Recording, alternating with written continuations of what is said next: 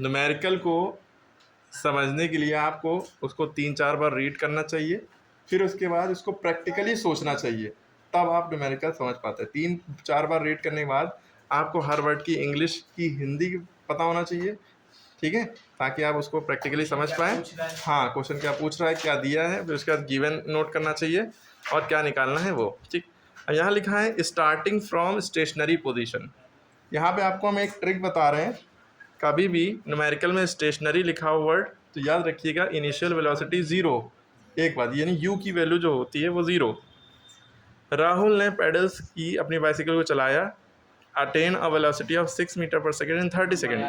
30 second में 6 metre पर second की रफ्तार उसने पकड़ ली, यानी कि 1 सेकेंड में 6 मीटर तक दूर जाएगा, इतनी तेज़ रफ्तार पकड़ ली।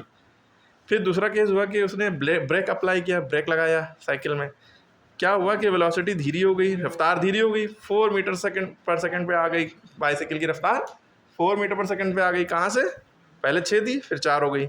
कितनी देर में? 5 सेकेंड लगे ऐसा होने में, ठीक है, क्लियर है। Calculate the acceleration of bicycle in both cases, दोनों केसेस में बाइसिकल की एक्सेलरेशन निकालना है। क्या निकालना है? एक्सेलरेशन। तो पहले इसको हम ये गिवन नोट करते हैं, फिर हम प्रैक्टिकली दिखाते हैं साइकिल चलवा के, ताकि आपको समझ में आए। तो पहला केस कहाँ तक हो गया कि यहाँ तक के डॉट लगाए, यहाँ तक ये पहला केस ख़त्म।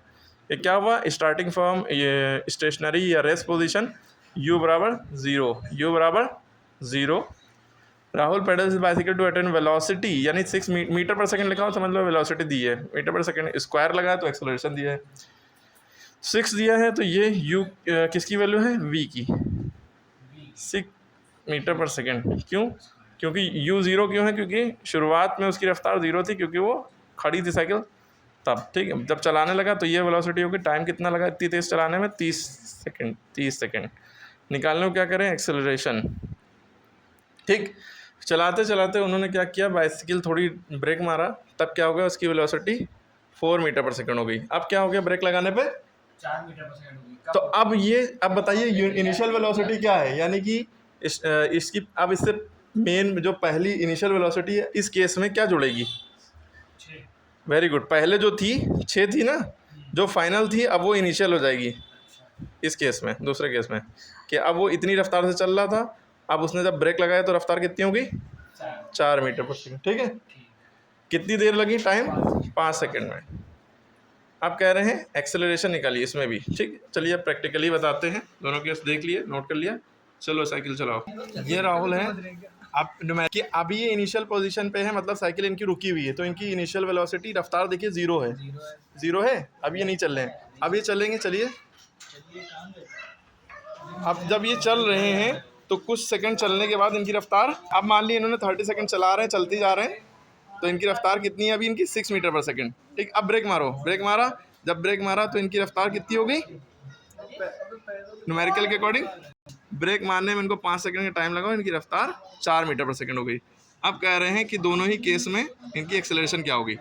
तो क्या केस था कि पहले स्टेशनरी पोजीशन में साइकिल खड़ी है, तो इसकी इनिशियल वेलोसिटी यानी रफ्तार उसकी 0 है, ठीक है। थोड़ा जैसे ही उसने चलाना शुरू किया, 6 मीटर पर सेकंड की रफ्तार साइकिल में पकड़ी, लेकिन कितनी देर तक चलाया?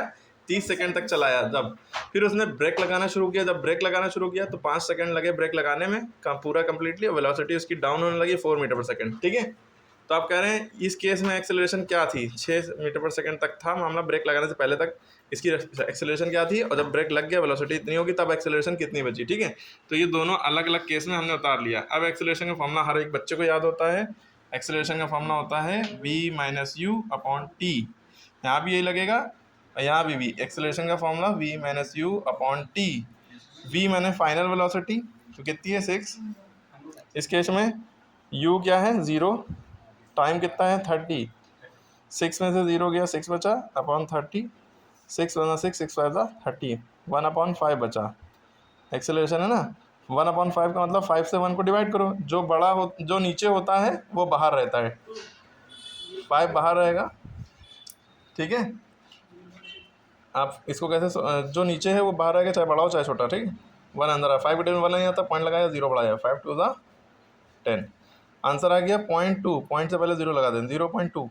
एक्सेलरेशन की यूनिट होती है मीटर पर सेकंड स्क्वायर, पावर 2 लग जाती है, ठीक है।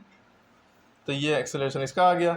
यहाँ पे क्या है, v की वैल्यू क्या है, v की वैल्यू अब 4 हो गई हैं, v की वैल्यू 4 है। यहाँ पे एक्सेलरेशन का मतलब रिटार्डेशन हो रहा है, ये भी याद रखिएगा, आंसर माइनस में आएगा। जब भी ब्रेक लगता है तो उसके बाद से मामला रिटार्डेशन का होने लगता है, यानी साइकिल धीरे हो रही है, ठीक है। तो v की वैल्यू छोटी हो जाएगी, u की वैल्यू बड़ी हो जाएगी, ठीक है।